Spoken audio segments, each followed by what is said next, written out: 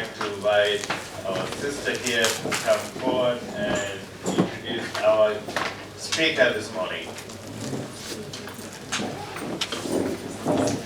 Thank you. The first speaker is Ambassador Arye Oded, who joined the Israeli Foreign Ministry in 1957. In 1960, he got a scholarship from the ministry to join Makerere University in Uganda as a research fellow and do fieldwork on Islam in East Africa. Later, among his duties, Oded was appointed ambassador in Kenya, Zambia, Swaziland, Lesotho, Mauritius, and the Seychelles. After his retirement in 1995, he lectured on African affairs at the Hebrew University. Currently, he is a research fellow at the Truman Institute of the Hebrew University. Oded has published several books and many articles on Africa and Israel, and on Islam and Judaism in Africa. Dr. Oded?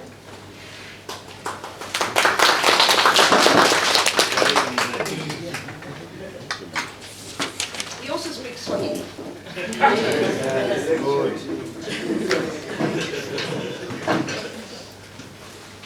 The Right Honorable, the former Prime Minister of Kenya, Raila Odinga,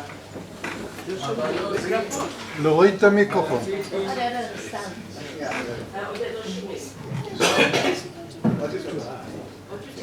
עוד יותר. A little more. There you go. Mabalozi, marafiki, mabibi na mabwana, subuhi kheri.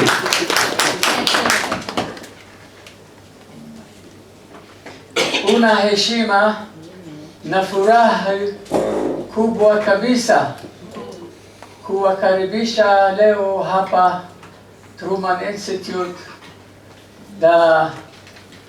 nataka kusoma kidogo na watu wote hapa wakaribishwa. Sasa wewe hapa mji mtukufu Jerusalem, karibuni.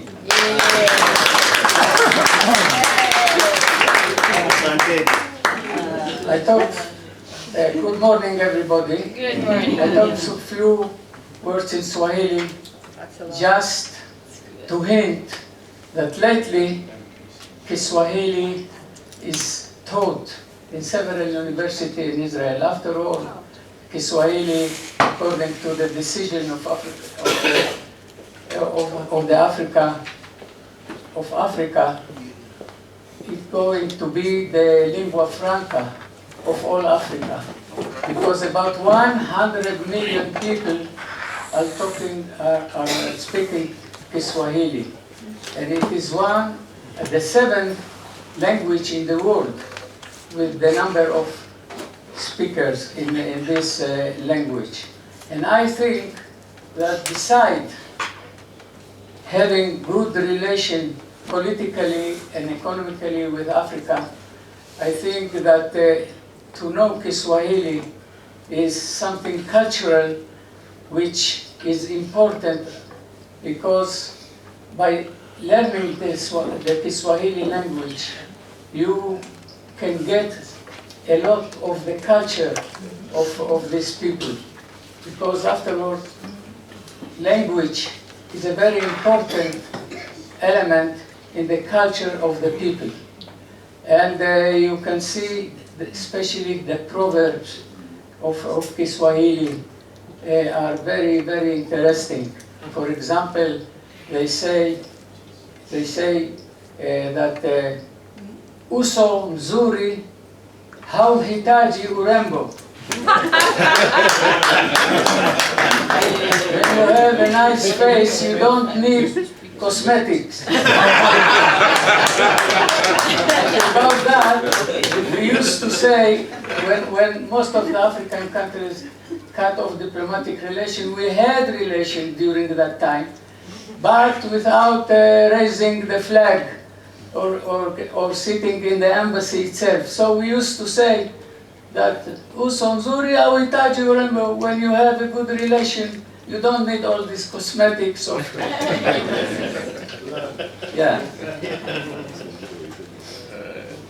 The relation between Africa and Israel have been typified by acute changes from strong friendship to the rupture of diplomatic ties and then returning back to Africa. The main cause of these changes was Arab political, economic, and propaganda activity. The Islamic factor, which I'm going to talk about it, the Islamic factor in Africa-Israel relation, the Islamic factor was also mentioned. Some scholars have exaggerated the significance of the Islamic factor in Africa-Israel relation, while others have minimized it. To clarify the actual influence of the Islamic factor, it is necessary to examine its importance during 3 periods. The first period, the heyday, or we can say the golden years of Israel relation with Africa in the late 1950 and 1960s. The second period, the 1970, when during the time after the Yom Kippur War, 1973, when almost all African countries severed the relation with Israel. And the third period, the 80s and the 90s, which marked the return of Israel to Africa. I venture to say here that my conclusions are also based on my personal experience while serving in Africa during each of these 3 periods. During the process of establishment of relation between Israel and most African countries at the end of the 1950s and in the 1960s, the Islamic factor played a very small role. Israel enjoyed political, economic, and technical cooperation with the sub-Saharan African countries that gained their independence during that period, including countries where the Muslim population were 80 to 90%, such as Senegal, Mali, Guinea, Gambia, and Niger. With all these countries, we had diplomatic relations at that time. Diplomatic relations were also established with Nigeria, which has the largest number of Muslims in Africa. Today, there are about 170 million people, constituting the 50% of the population of Nigeria. Israel was interested in cooperating with these countries with Muslim majority or large Muslim minorities in the hope that it would help her to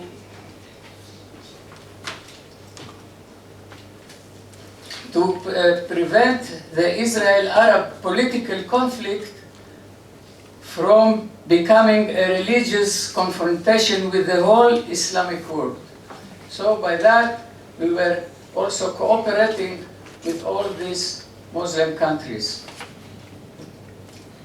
First, the Arab presence, the question is, why we could have this diplomatic relation with all these countries, even the Muslim countries.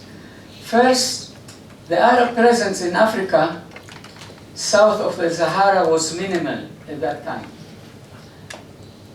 Except for Egypt, the other Arab countries had no interest in sub-Saharan Africa at that time.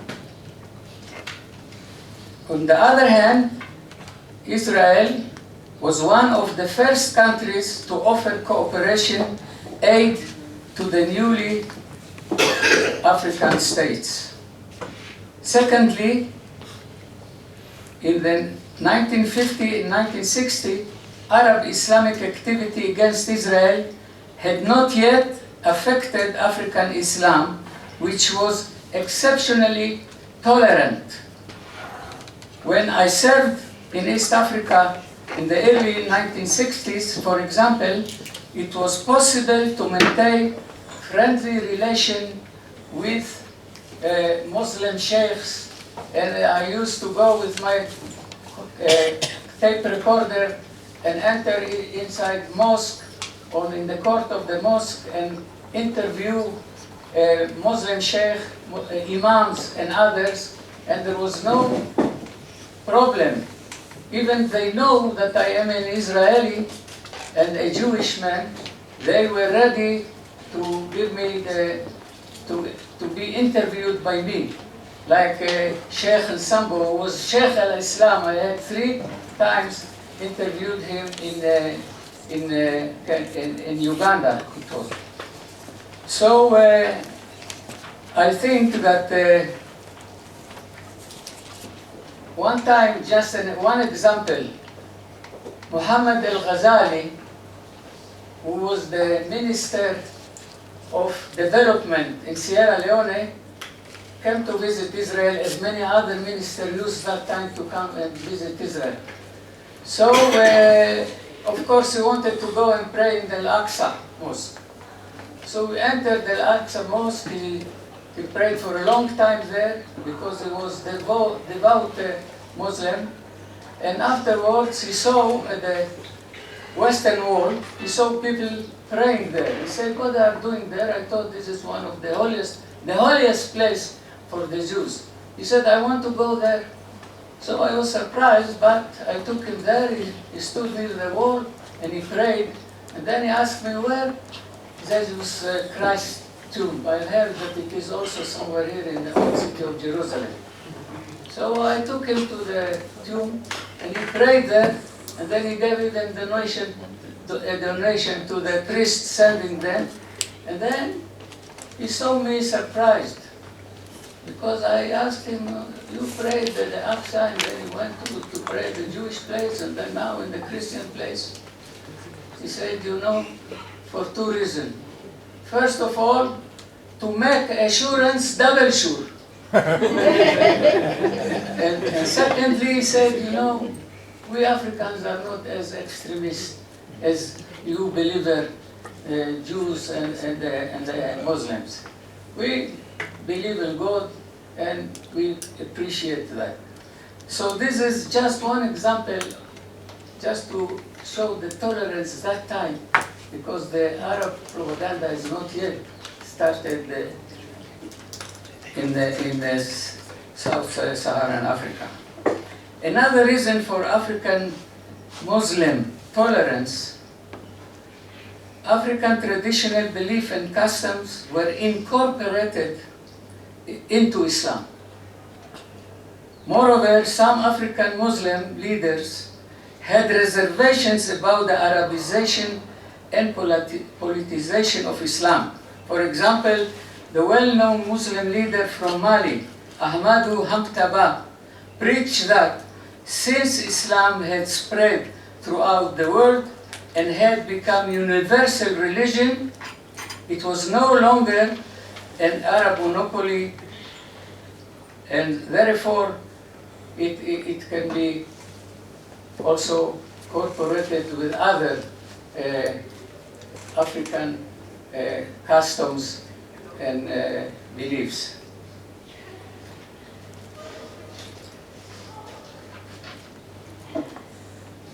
Another important reason why Islam did not influence Israel in this period, that it is the principle of separation of church and state, which was adopted by nearly all African states. They declared that they were secular states. Even Senegal, for example, they declared that it is with more than 90% Muslim. They declared that they are secular state. They prohibited the establishment of political parties based on religion, in order that the ethnic struggle already damaging national unity should not be compounded by another factor, the religious factor. This was exemplified during the visit to Nigeria and of Golda Meir in 1964. She visited Nigeria. So there was a lot of criticism against the government. How can, by the Muslims in the north, some Muslims in the north and some Arab embassies within Nigeria. Therefore, and really in Israel, I remember in the Foreign Office, they were hesitating whether it's good that Golda Meir will go to visit Nigeria, but she was invited. So she said, I'm going to Nigeria. Even the ambassador of Israel in Nigeria said that maybe it's better that she would not come to Nigeria. But she said, I was invited and I'm going to Nigeria. So the government of Nigeria, and that time the federal president was Tafawa Balewa, a Muslim.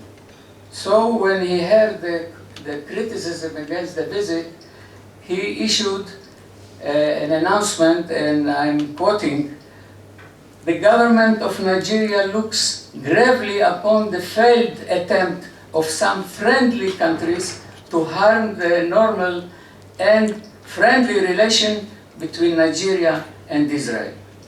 This explains why Nigeria did not at that time join the Organization of Islamic Conference, OIC, which I'm going to talk about that later on." Now I will move to the second period, when diplomatic relations were broken off. The deterioration in Israel-Africa relations had already begun in '67. Because until 1967, the Organization of Africa Unity refused to enter into the agenda the Middle East problem. And even when it was held in Cairo, they did not discuss the Middle East question, because they say we have got enough problems in Africa, why should we enter into our agenda also another crisis in the Middle East? So until '67, the Organization of Africa Unity refused to enter this question into the agenda. After '67, however, Israel was condemned repeatedly, and the resolution against her escalated because of solidarity with Egypt, that in 1967 was defeated by Israel, and Egypt was one of the founders of the Organization of Africa Unity. So after '67, a deterioration in relation between the Organization of Africa Unity and Israel was going bad gradually. This was politically best, but after 1969, the Islamic factor gradually grew in prominence. This was firstly because of the act. It was started with the act of a deranged Australian tourist who set a fire in the Al-Aqsa Mosque. Although only a small section was damaged, Israel was condemned. And the demonstration against Israel by Muslims broke out all over the world, including Africa. This was the main reason for the establishment of OIC, the Organization of Islamic Conference, that time in 1969. This was one of the fire in Al-Aqsa was the main reason for establishing this organization, which is both political and religious organization. At present, there are 22 African countries as members of this organization, and also 2 observers, the Central African Republic and Cote d'Ivoire. The members include African countries in which the Muslims are very small present, such as Uganda and Gabon. In Gabon, there are about 5% Muslims, and in Uganda, 10 or 15% Muslim. You know, all these are estimates about the percentage of Muslims. They joined the OIC because, according to the Saudi Development Bank, which was established in 1974, only members of OIC can get grants and concessional loans. And one time I asked Museveni, Idi Amin, he was the one who joined the OIC. He was a Muslim, and you know he expelled all the Israelis and all the Indians from Uganda. But I told him, now in Uganda there are about 15% Muslim. Why you are still continuing to be a member of the OIC? He said, if I get $10 million, it's not what they say, it's not simple. So he himself is not going to these conferences, but he is sending some people who are Muslim in his government. Secondly, in 1969, Muammar Gaddafi seized power in Libya and took the lead in exploiting Islam for political purposes, particularly against Israel and also against the West. He was especially successful in Uganda, where his action led to the expulsion of all Israelis by the Muslim President Idi Amin in March '72. And Uganda was declared a Muslim country because Gaddafi and Idi Amin say that when the president, the head of the country, is a Muslim, it doesn't matter how many Christians are there, so the country is a Muslim. Among Gaddafi's other Islamic activities was the converting to Islam of African leaders. In 1973, the president of Gabon, Albert Bongo, was converted after his visit to Libya and changed his name to Omar Bongo. In 1976, 3 years later, President Bokassa of Central African Republic also converted to Islam during Gaddafi's visit to his country, changing his name to Salah ad-Din Ahmed Bokassa.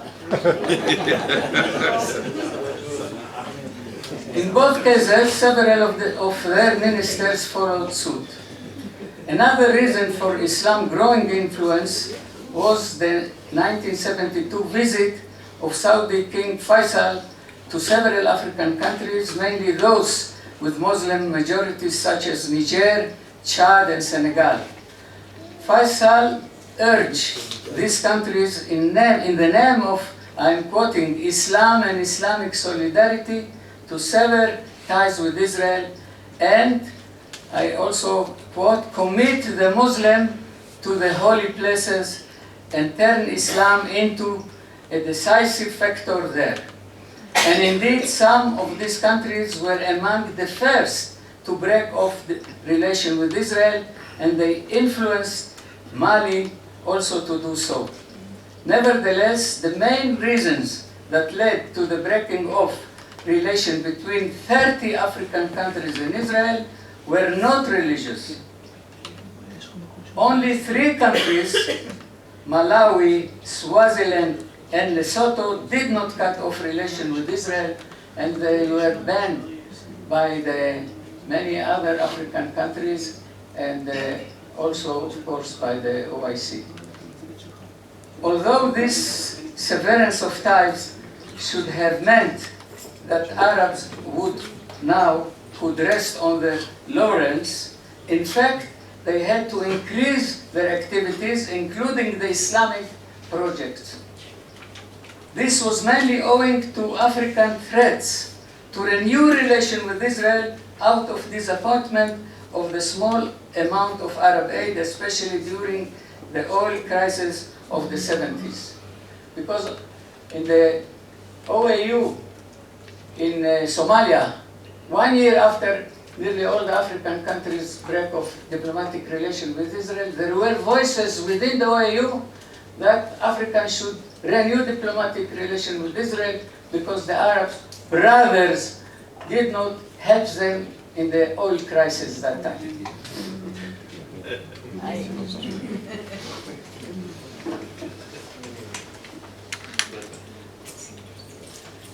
There was also an increase during this period of no relation with Israel.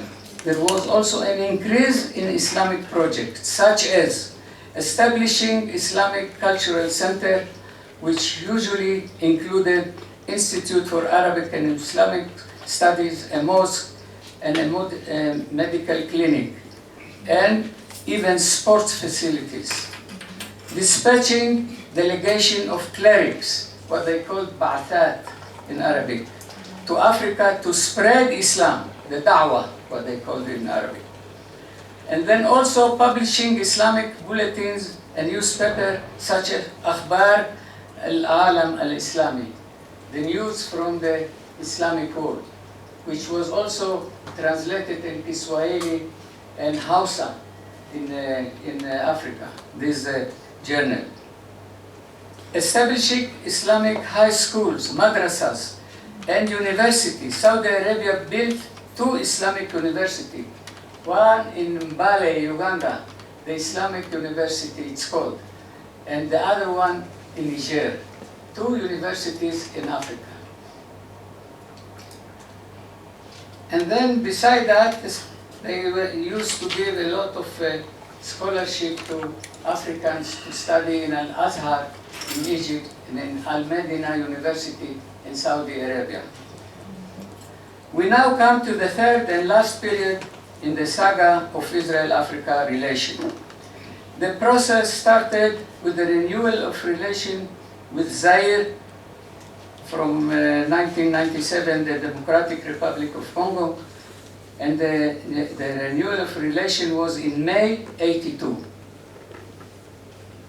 Today, Israel maintains relations with 40 African countries.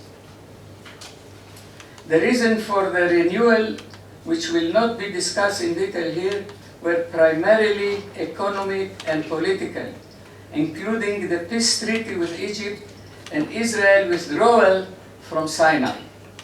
To the extent that there was an Islamic influence, it was shown in the fact that countries with Muslim majority were generally among the first to sever and the last to renew.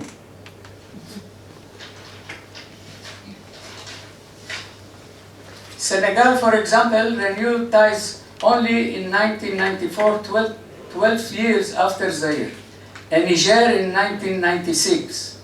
The process of renewal of relation was very slow, while the cutting of relation was within 2 years or so.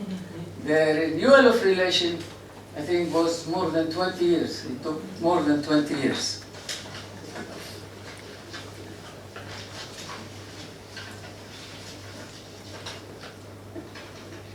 Moreover, Niger and Mauritania cut off ties again. Niger in 2000 during what they termed the Al-Aqsa Intifada, and Mauritania is a member of the Arab League.